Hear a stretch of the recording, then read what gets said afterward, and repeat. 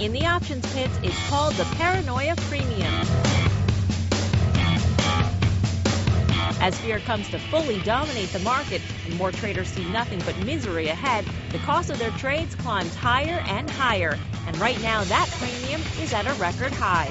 Say you want to bet that S&P 500 will sink 23% from its April high.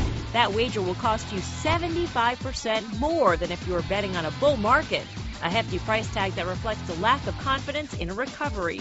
But it could also tell you the risks are overblown. And as more traders heed the Cassandras and bet on a catastrophe, it's getting cheaper and cheaper to call a comeback. So, should you run with the bears or stand steadfast with the bulls? Either way, options will help you hedge your bets. Let's bring in Mike Ho, Senior Derivative Strategist at Cantor Fitzgerald for the trade. Mike, a trade on SPY.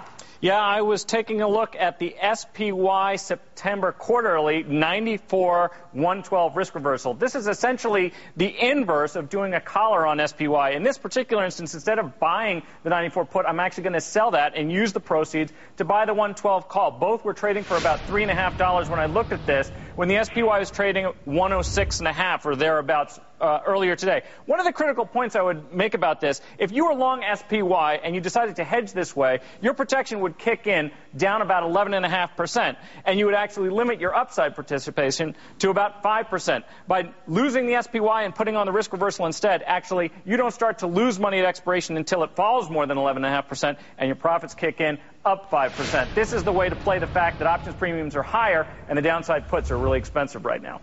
Pete, what do you think of this trade? I think it's a great strategy. As long as everybody's under the full understanding of where you're going to get long and where you start to have some risks, it's a great trade. Okay. Thank you very much, Mike Cohen. Of course, you can catch more of Mike and me on Options Action every Friday night, live at 5:30 p.m. Eastern Time on CNBC.